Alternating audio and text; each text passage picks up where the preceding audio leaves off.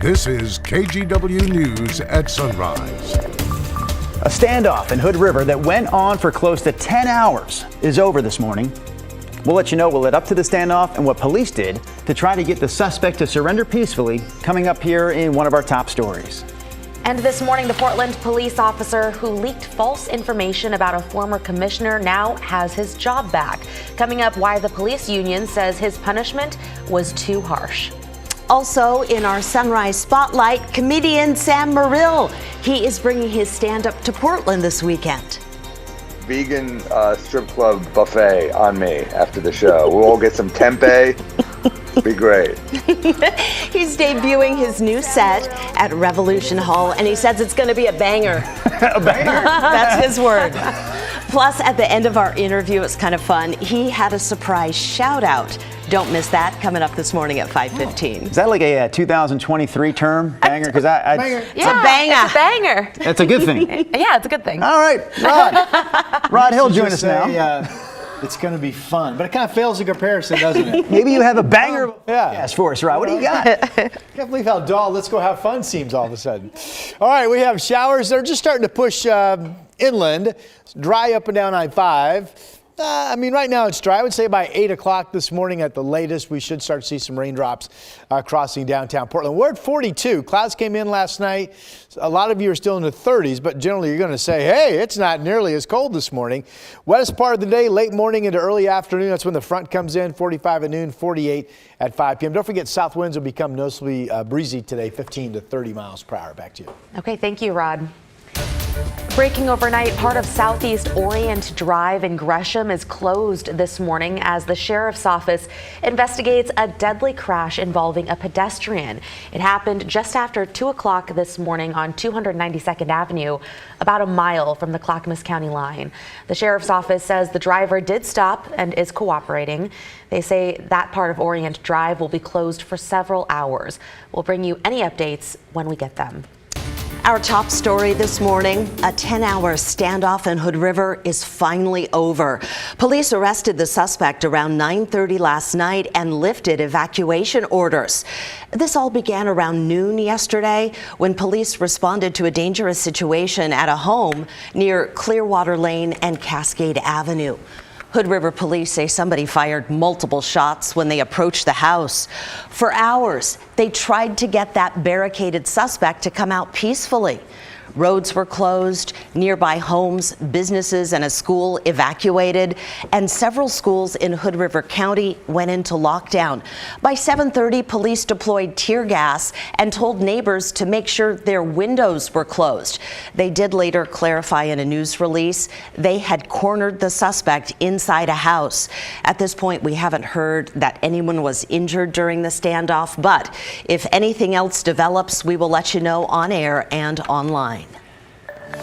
The city of Portland says it received reports of, quote, illegal and sometimes violent activity during day one of the strike involving 600 city workers. Devin Haskins is here in studio this morning. And Devin, those 600 workers just began their strike at midnight yesterday. Yeah, and the city had gotten reports during that day that people were part of the picket were throwing rocks, hitting vehicles with sticks, and threatening employees. Yesterday evening, Mayor Wheeler put out a statement that reads in part, quote, "While I support the rights of employees to exercise their right to strike legally, aggressive behavior and intimidation of any form is absolutely unacceptable. I will do all I can to ensure that our employees who are working, the public, and city property are protected and safe." End quote. The strike started at midnight yesterday. We caught up with those picketing outside a Peabot maintenance yard and a Parks and Rec maintenance yard. Both departments comprise of hundreds of union workers wanting better wages and benefits. City negotiators say they've offered workers a 12% pay increase along with improved benefits and scheduling. But the union says it's a 5% cap on cost of living adjustments they say they really can't live with. Well, we're striking for fair wages and compensation. You know, the pandemic has really opened the eyes, and with inflation, we're fighting for what's fair. We all rise together, and if we can set an example of what should happen, then that maybe puts pressure on other employers to be able to bring their wages up so we don't have as many people struggling. The mayor did issue an emergency order previous to the strike that let the city hire replacement workers while these negotiations continue. Both sides did spend yesterday back in those negotiating meetings. The union says this strike will last as long as it takes. Meanwhile, the city says services are not affected. Brenda? Devin, thank you for the update. Other headlines this morning. The Portland police officer fired for leaking false information about former Commissioner Joanne Hardesty has been reinstated to the Bureau. An arbitrator ruled that while Brian Hunziker should be held accountable for his misconduct, it did not warrant him getting fired. Back in 2021, a woman called police to report that Commissioner Hardesty had been involved in a hit and run. That turned out not to be true, but Hunziker leaked Hardesty's name to the media. Mayor Wheeler fired him, calling the leak retaliation because Hardesty didn't have a good relationship with the police bureau. Hunziker argued it wasn't personal. He called it an isolated mistake. The arbitrator suspended him for 1 week without pay, but he will get any back pay he missed out on while he was fired. Former Commissioner Hardesty, by the way, has not responded to our request for comment. Authorities are looking for whoever vandalized a memorial at Waterfront Park. Police say Tuesday night somebody etched off the 29 names honoring Portland officers killed in the line of duty.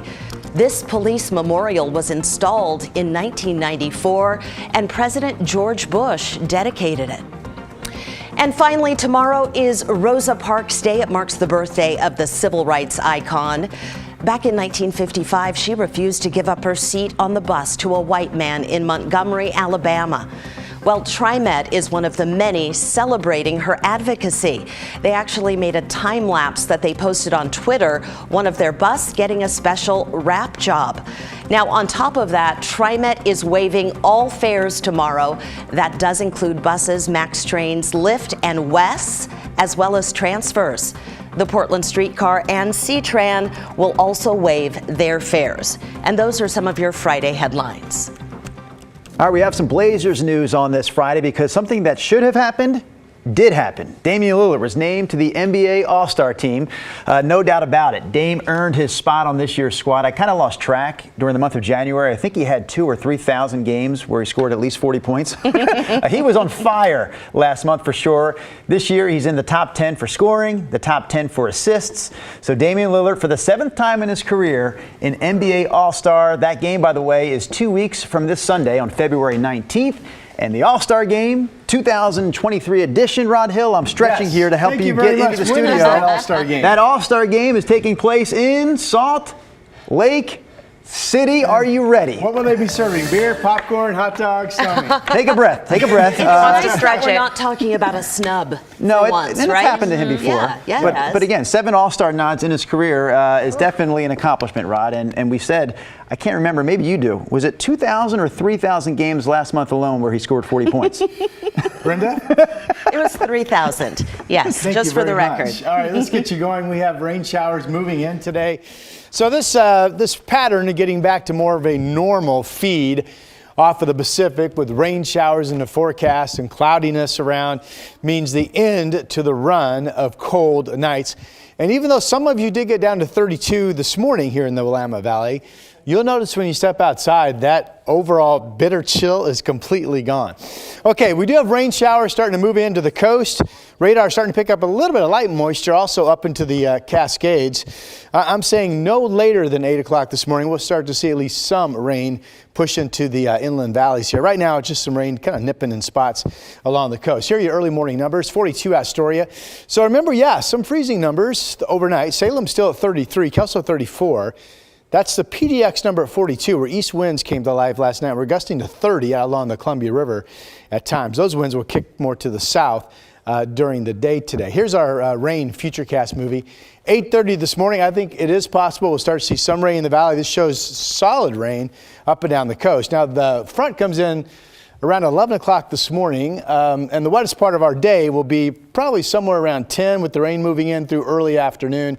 Scattered showers will be continuing into this evening. This still only looks like about 0.2 of an inch of rain on average for the valley or less. So not a big precipitation maker, although noticeably a fairly wet day at times. Okay, here we are with the wider view. The snow level starts off around 5,000 in the Cascades, comes down to 4 a little bit later today. A little bit of moisture scattered in some spots east of the mountains, but not much. Okay, don't forget the winds kicking up. This shows 12:30 this afternoon. South winds gusting in Astoria to 43, gusting to 31 in Salem, south winds gusting to 29 in Portland. That is noticeably breezy, but not enough to really produce concerns or watches or anything like that. Okay, forecast highs, upper 40s to about 50 here on the west side and in central Oregon, where it will be primarily dry with a shower chance this afternoon, cooler weather out east. We go 48, now notice this, the low tonight, 44, yeah. That's 20 plus degrees warmer than we've become used to, right? 54 tomorrow. I still think much of Saturday's dry, then rain showers pick up on Sunday, a dry start to next week, and that is your forecast. All right, Rod, thank you. Coming up next on Sunrise, comedian Sam Morrill. He's bringing his show to Portland this weekend. Hot off specials on Netflix and Comedy Central.